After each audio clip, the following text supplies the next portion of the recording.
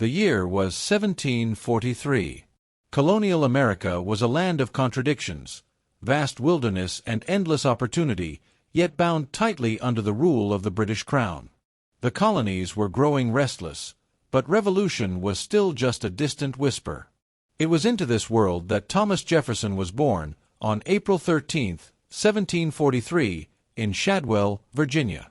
His family was well respected. His father, Peter Jefferson, was a strong, self-made man, a planter, surveyor, and mapmaker. His mother, Jane Randolph, came from one of Virginia's most prominent families. The Jefferson household blended the rugged life of the frontier with the privileges of colonial aristocracy. Young Thomas was the third of 10 children. He grew up among the rolling fields of Virginia, where tobacco plantations stretched to the horizon.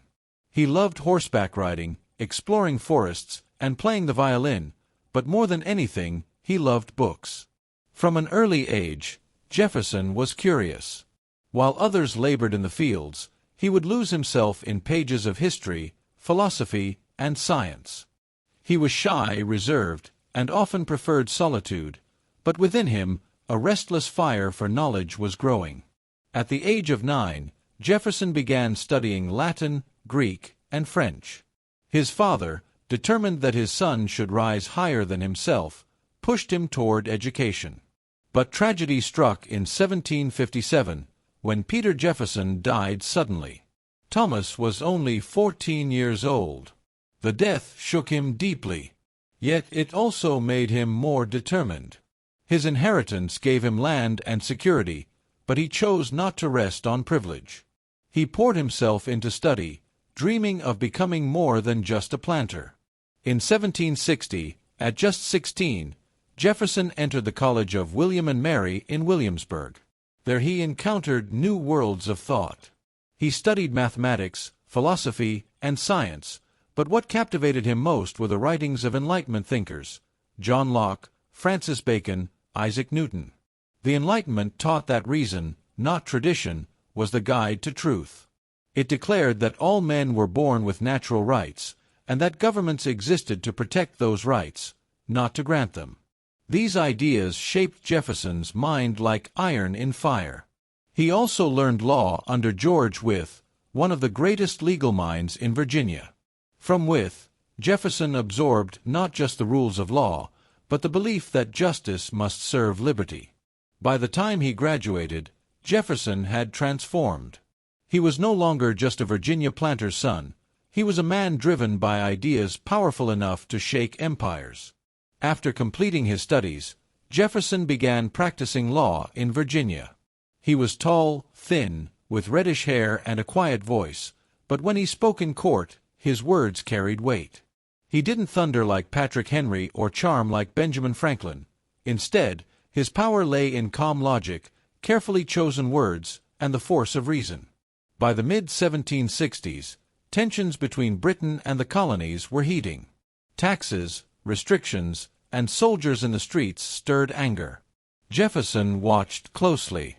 He believed liberty was being trampled, and he could not stay silent. In 1774, he published a pamphlet titled A Summary View of the Rights of British America. In it, he boldly declared that the colonies owed no obedience to the British Parliament.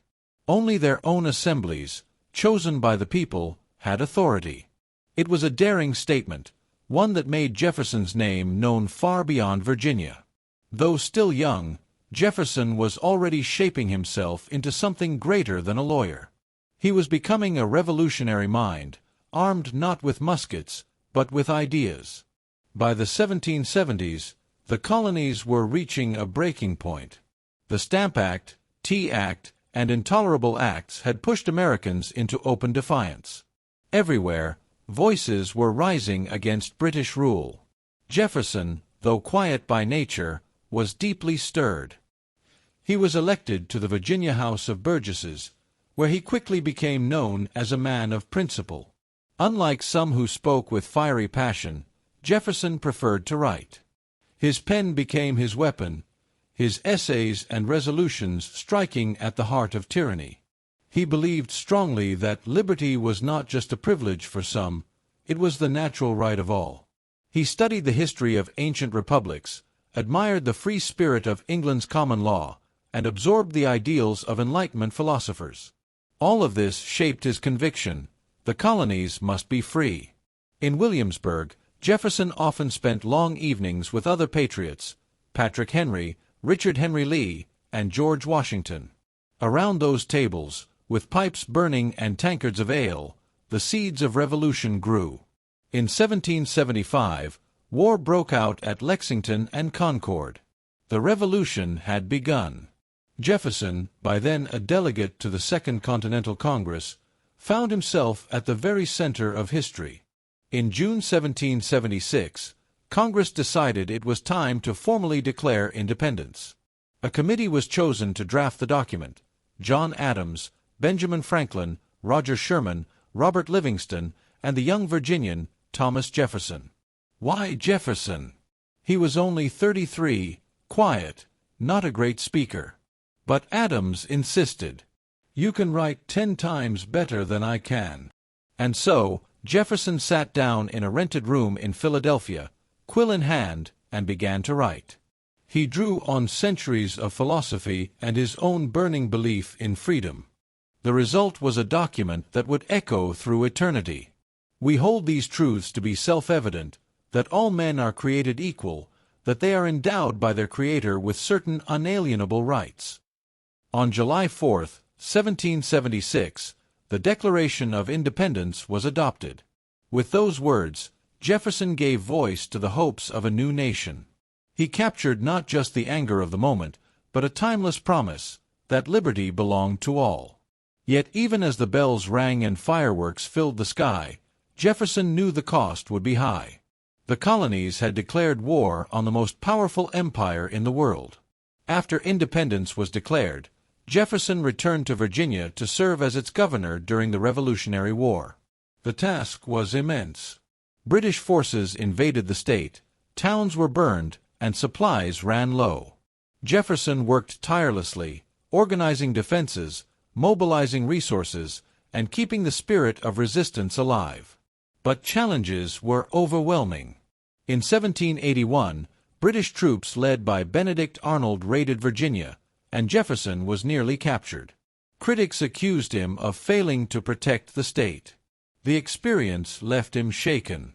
He was exhausted, criticized, and for a time withdrew from politics. He returned to Monticello, his beloved home, seeking peace in the study of farming, architecture, and science. But Jefferson's story was far from over. For though war had scarred him, the nation still needed his mind, a mind built not for battlefields, but for shaping the destiny of a republic.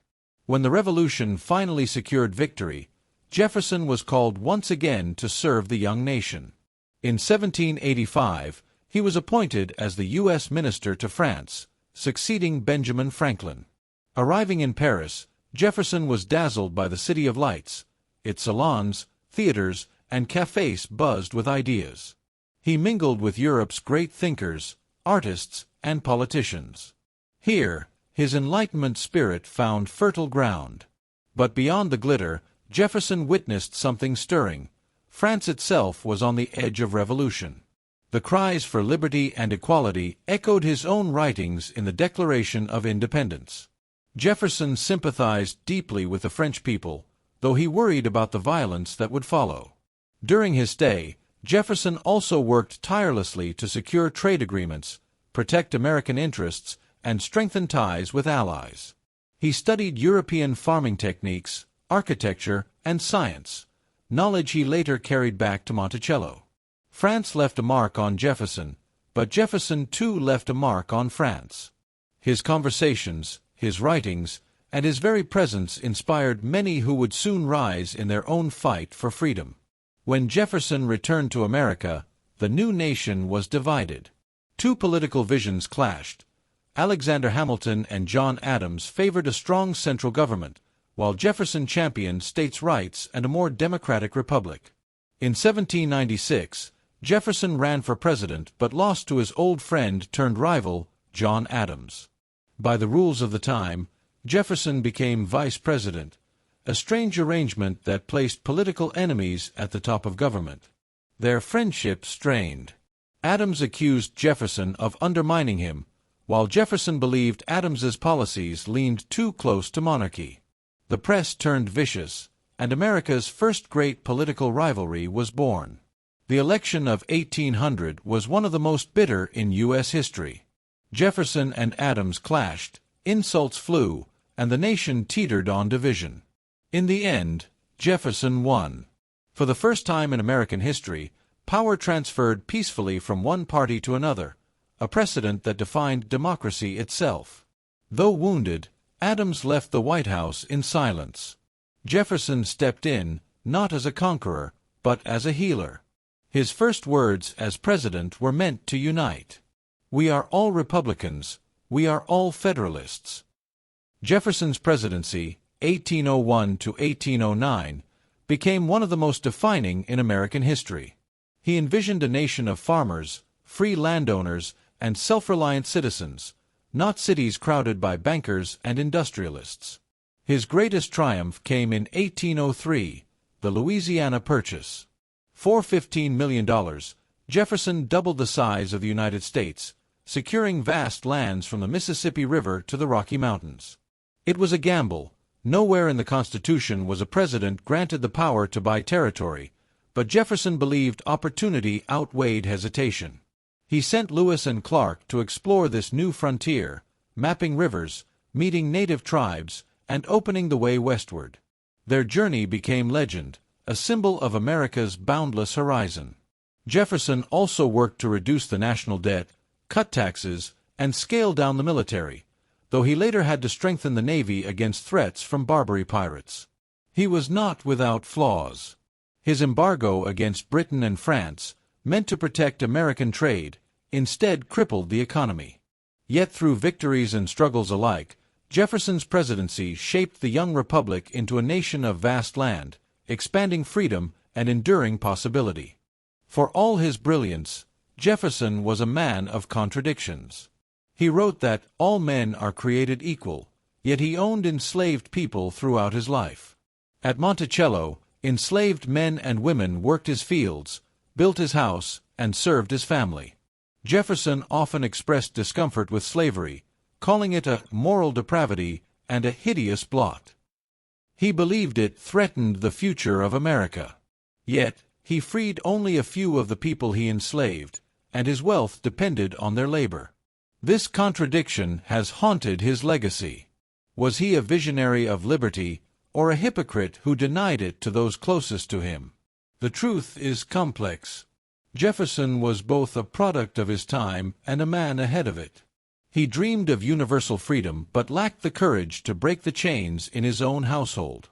After 2 terms as president, Jefferson retired in 1809. He returned to Monticello, longing for peace among his books, gardens, and family. Yet even in retirement, his mind stayed restless. He dreamed of a new project, one that would shape America's future not with muskets or laws, but with knowledge. That dream became the University of Virginia. Jefferson designed the buildings himself, blending classical architecture with practical function. He envisioned a place where students could study freely, without the constraints of religion or politics. It was to be a temple of knowledge, open to the curious and ambitious. For Jefferson, education was the key to liberty. Only an informed citizenry, he believed, could preserve democracy. The university became his final gift to the nation, a seed for generations yet to come. By the 1820s, Jefferson was old and frail. Debts weighed heavily on him, and his health declined. Yet his spirit remained strong, his mind still reaching for ideas even as his body weakened. In a twist of fate that history still marvels at, Jefferson passed away on July 4, 1826, the 50th anniversary of the Declaration of Independence. On that very same day, across the miles in Massachusetts, his old rival and friend John Adams also breathed his last. Adams's final words were, "Thomas Jefferson still survives." Little did he know, Jefferson had died just hours before. 2 giants of liberty, Departing on the same day that marked the birth of the nation they helped create, it was as if Providence itself had written the final chapter.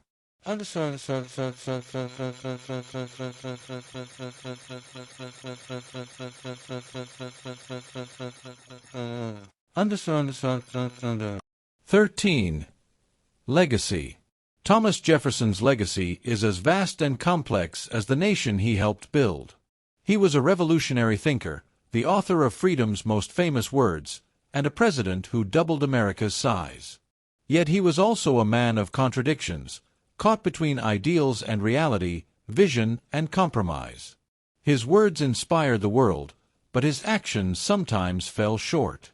Still, Jefferson's belief in liberty, education, and the pursuit of happiness continues to shape America. His declaration remains a beacon, reminding humanity that freedom is a birthright, not a privilege. At Monticello, his grave bears a simple inscription he wrote himself. Author of the Declaration of American Independence, of the Statute of Virginia for Religious Freedom, and father of the University of Virginia. Not president, not diplomat, not statesman, just the writer, the dreamer, the teacher of freedom. And that is how Thomas Jefferson wished to be remembered.